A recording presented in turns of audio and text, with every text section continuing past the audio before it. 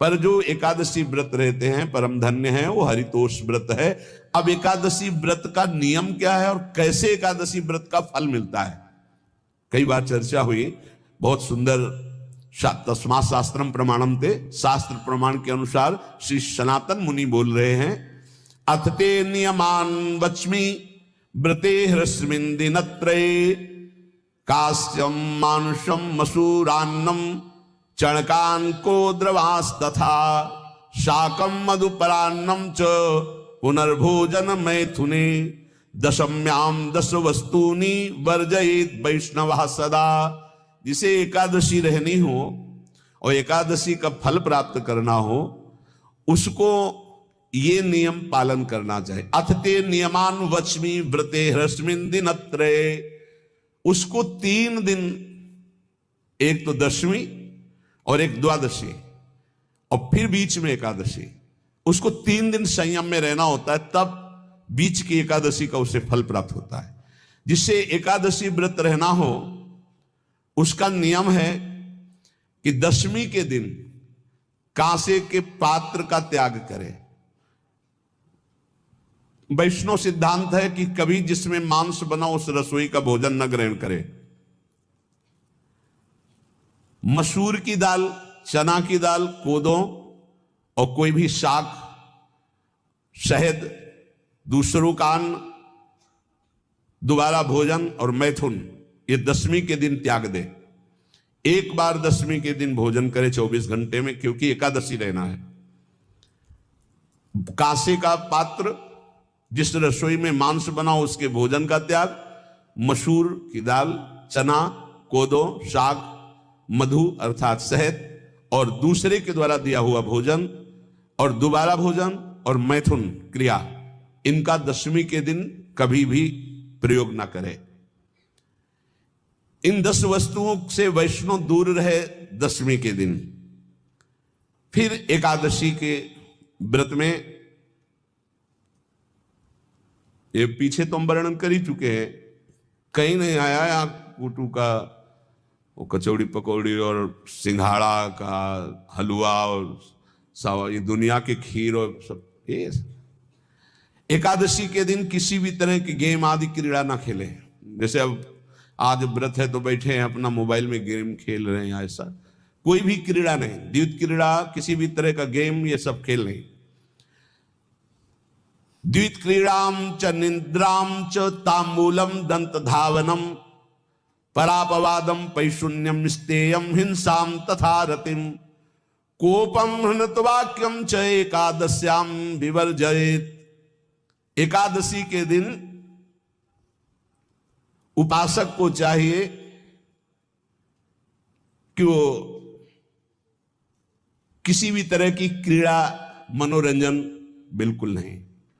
चनिद्राम, नींद नहीं लेनी उसको, न दिन में न रात में, एकादशी व्रत। और प्रायः पुराने महापुरुषों ने ऐसा किया है।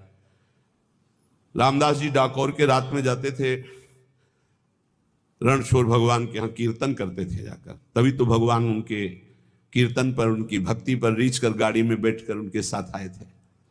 पूरी रात जग कर कीर्तन करना, और दिन में तो सोना ही निषेध है। द्वैत क्रीड़ाम च निद्राम च तांबूलम, पान खाना निषेध है एकादशी को, बिल्कुल नहीं, जो व्रत रह रहे हैं। और दंत धावनम, वृक्ष से तोड़कर जो दतून की जाती है एकादशी के दिन नहीं। परापवादम, दूसरे की निंदा करना, चर्चा करना नहीं, अर्थात अधिकतर मौन व्रत धारण करे एकादशी के दिन। पैशून्यम, चुगली करना। स्तेयम, कोई चोरी करना। हिंसाम, वाणी से, शरीर से, मन से किसी को दुख पहुंचाना। रतिम, अर्थात भोग करना, मैथुन करना। कोपम, किसी के ऊपर गुस्सा करना। अनत वाक्यम, झूठ बोलना। एकादश्याम विवर्जयेत, एकादशी के दिन ये नहीं करना चाहिए। एकादशी को एक बार कुछ फलाहार शुद्ध, अगर आपके पास कोई व्यवस्था नहीं तो थोड़ा दूध है, जल है, ऐसे आप लेकर, या थोड़ा सा फल ले लिया, थोड़ा सा फल लेकर के प्राण पोषण, एक दिन में मर नहीं जाओगे। कितने तो निर्जला एकादशी रहते हैं, हर एकादशी निर्जला। पूज्य श्री मथुरा दास जी निर्जला ही रहते थे हर एकादशी। चलो भैया आपकी सामर्थ्य नहीं तो जल 2-4 बार ले लो, एक बार थोड़ा सा दूध और फल ले लो, चल जाएगा काम, प्राणों का पोषण हो जाएगा। ये आचरण न करे और एक बार कुछ आहार ले ले, वो भी शुद्ध भगवद अर्पित प्रसाद। फिर द्वादशी को काश्यम मांसम सुराम छौद्रम तैलम वितथ भाषणम व्यायामम च प्रवासम च पुनर्भोजन मैथुने अस्पृश्य स्पर्श मासूरे द्वादश्याम द्वादश त्यजेत। काश के पात्र में द्वादशी को भी भोजन न पावे, जिस रसोई में मांस बनाओ उसमें आहार न ले, किसी भी तरह का नशा द्वादशी को न करे, शहद न पाए, तेल के बने पदार्थ न पाए, मिथ्या भाषण न करे और बहुत शरीर का व्यायाम न करे, बहुत थकावट वाले कार्य न करे, दोबारा भोजन न करे, एक बार द्वादशी को भी भोजन पवित्र, मैथुन न करे, जिसका स्पर्श नहीं किया जाता ऐसे पदार्थों का स्पर्श न करे, और मसूर की दाल न खाए।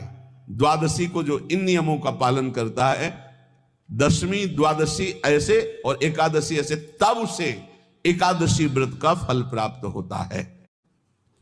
जो इस पद्धति से एकादशी, ये जो मनमानी है सब नहीं, हर पदार्थ मिल जाएगा आपको फलाहार में, हर पदार्थ हमको बताया गया कि आपको जो चाहो सब पदार्थ फलाहार का। अरे भाई हरितोष व्रत है तो हरि प्रसन्नता के लिए एक दिन भूखे रहने बहुत आनंद आता है। पहले भगवत कृपा से ऐसी गंगा जल पी करके कुछ दिन, फिर कभी कभी निर्जला एकादशी का भी आनंद। बड़े संन्यास मार्ग में थे तो बड़े संयम से सब शास्त्रीय पद्धतियों का निर्वाह होता था।